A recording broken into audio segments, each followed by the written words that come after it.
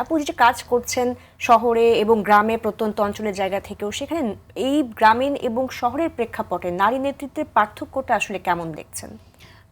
এটা আসলেই গুরুত্বপূর্ণ। কারণ হচ্ছে যে আমরা জানি যে শহরে মানুষ একটু বেশি সচেতন থাকে বা শিক্ষার হারটা অনেক বেশি, এজন্য কিছুটা হলেও সহজ।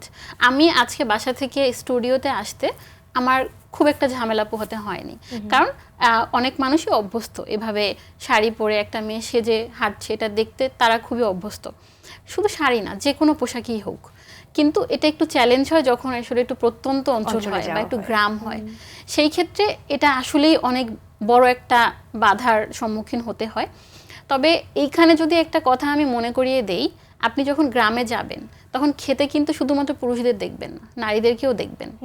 এবং শুধু ক্ষেতের ওই কাজটুকু না, ওই ফসলটাকে ঘরে তোলার পরে কিন্তু নারীরা সবথেকে বড় কাজটা করে নারীরা।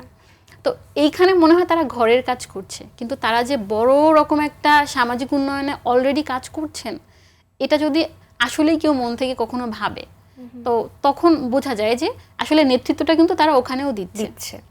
এখানে আপু আমি একটু জানতে চাই যে আমরা কিন্তু নারীদের অংশগ্রহণটা সব জায়গায় কিন্তু কম বেশি দেখি, সেটা প্রত্যন্ত অঞ্চলের জায়গায় হোক, শহরের ক্ষেত্রে আমরা গার্মেন্টসে দেখছি, আমরা রাস্তাঘাটের বিভিন্ন উন্নয়নের ক্ষেত্রেও কিন্তু নারীদেরকে সেখানে কাজ করতে দেখছি। কিন্তু অংশগ্রহণ আর নেতৃত্বের জায়গা তৈরি হওয়াটা কিন্তু একটু আলাদা।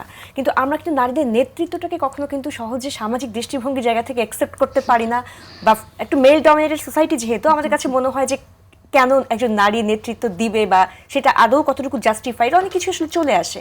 এই বিষয়টাকে কি মনে হয়? আমরা যদি আমাদের দেশের প্রেক্ষাপট চিন্তা করি, এই মুহূর্তে আমরা দেখতে পাই যে আসলে সংসদে কয়জন নারী আছেন, এবং তারাই তো আসলে সেখান থেকেই শুরুটা হয়, যে সাহসটা কিন্তু ওখান থেকেই আসে।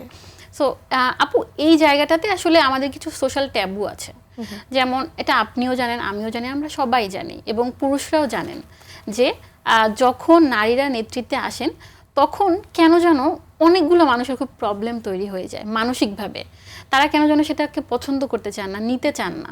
কিন্তু তার ঘরে আসলে কে নেতৃত্বটা দেয়, ওই যে একটু আগে বললাম যে আমরা যদি আসলে মন থেকে চিন্তা করি যে একজন নারী যখন ফসল উত্তোলনের কাজ এবং সেটাকে ঘরে আনা পর্যন্ত, মানুষের কাছে পৌঁছে দেওয়া পর্যন্ত কাজ করেন, ওটাকে আসলে আমরা নেতৃত্ব হিসেবে কাউন্ট করি না, কিন্তু ওটা আসলে নেতৃত্ব। এবং একটা প্রজন্মকে কিন্তু একটা নারী বেড়ে তুলছে, সেটাকে কিন্তু আমরা নেতৃত্ব হিসেবে দেখছি। রাইট।